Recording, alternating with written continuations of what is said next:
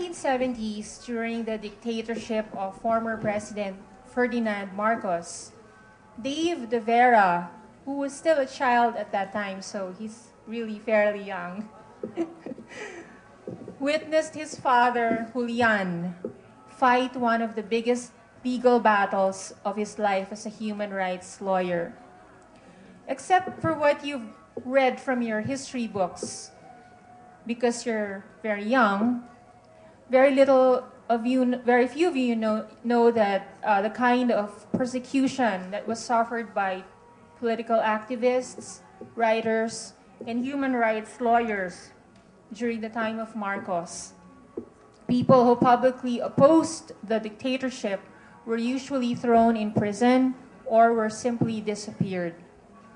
Julian De Vera was not only an outspoken critic of Marcos, rather, he faced off with someone who was arguably a more dangerous adversary because of her recklessness.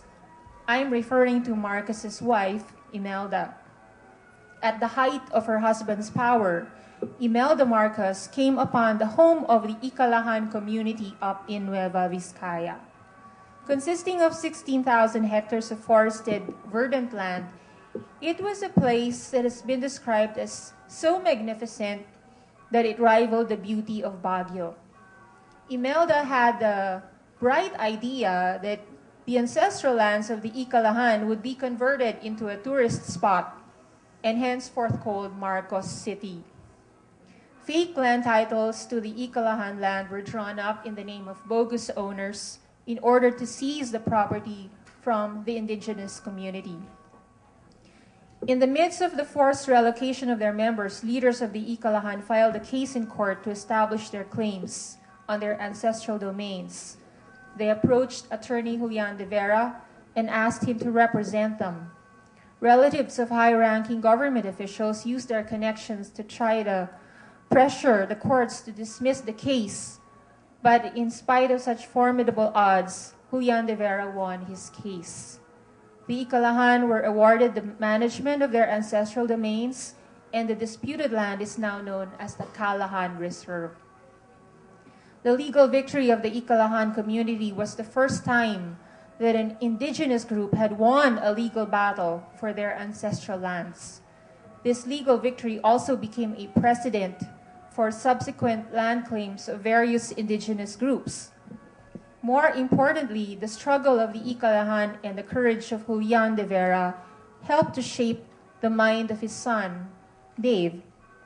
This is the story of how Dave De Vera, our human rights defender for indigenous peoples, became an advocate after his father's heart. Indigenous peoples groups comprise one of the most marginalized sectors in the Philippines. There are as many as 110 ethno-linguistic groups in the country with a combined population of 17 million, most of them living below the poverty threshold. They lack access to basic social services because they generally live far from urban areas. They are also among the most vulnerable to human rights violations because their ancestral domains are coveted by logging and mining companies. Dave joined PAFID, or the Philippine Association for Intercultural Development, in 1988. PAFID is a non-government organization that is staffed almost entirely by people who are part of an indigenous people's community. Its role is to promote and protect the rights of indigenous peoples. An important aspect of this mission is to ensure that indigenous people's right to their ancestral domains is secure. This means, first, fighting off illegal claims, whether from the state or from private interest groups. Second, assisting indigenous peoples to put together documentation and other evidentiary support for their ancestral domain claims. Third, ensuring that indigenous peoples' communities have access to basic social services, have adequate livelihood opportunities, and are able to manage their ancestral domains in an environmentally sustainable manner.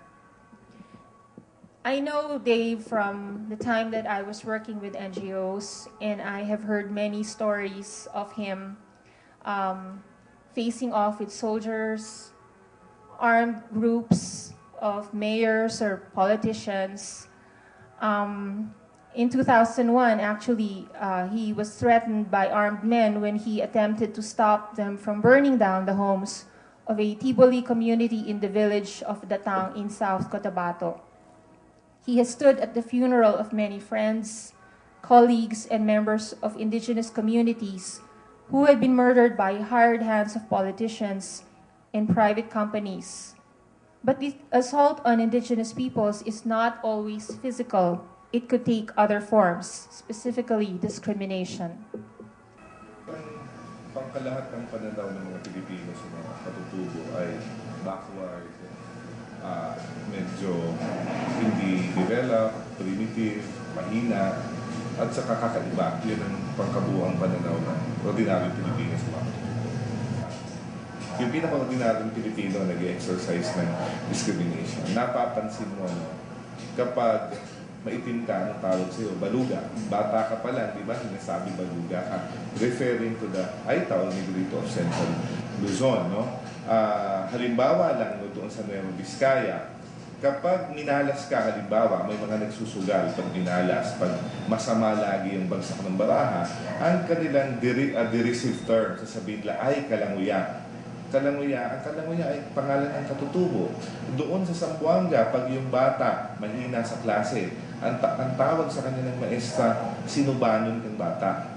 So yung pangalan ng tribo mismo ginagamit to define a very derisive and negative attribute of a person. So hindi natin napapansin pero bahagi natin yan. Nung siguro mga ilang taon lang nakaraan, no, may isang pelikula no, na ginawa pa ng isang sikat na aktor, si Eddie Garcia, at ang sabi niya, napakaitim ng iyong budhi kasing itim ng singit ng ita. Napakalinaw na ginagawang katatawanan ang pangalan ng katutubo. So patuloy yan, no? In a very subtle way, nagpo-portray tayo ng very negative stereotypes ng mga katutubong pamayanan. That is one form of discrimination. Yung ikalawa siguro, ang pinakamahihirap na lugar sa Pilipinas, the highest mortality rate for children, lowest literacy rates for children, highest mortality rates for women that give birth, ay lugar ng katutubo. Hindi pwede itanggihan. Ang pinakamahirap na lugar ay ARMM, ano pa ba, ang Caraga, no? At ang ibang mga Barrios Cordillera have the lowest human development indicators. No? And if that is not a clear indication of discrimination, I don't know what it is. Discrimination against indigenous peoples is also manifested by the pressure on these communities to become assimilated into mainstream culture, implying that their traditions and belief systems are backward and that the modern way is what they should aspire to. Mulat sa po lahat ng programa na itinutok para sa katutubo is for assimilation and integration. No? Panahon pa lang ng Kastila, diba, binibinyagan sila para maging Kristiyano. No? That's one form of forced assimilation. Pagbibigay ng mga pangalan, ikaw at ako, no? Parehong maging Kastila ng mga apelyido natin, pangalan natin. Nung dumating ang mga Amerikano, ganun din, no? Nagtayo sila ng padila, ng bureau, ang pangalan Bureau of Non-Christian Tribes. No?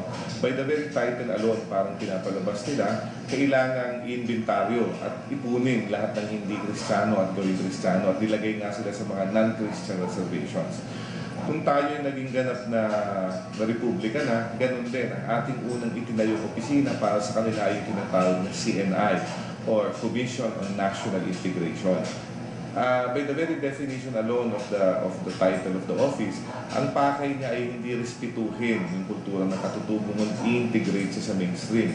Pagsuotin ng pantalon yung nakabahag, palitan yung bubong ng bahay ng yero, at gawing Kristiyano at gawing mainstream Filipino.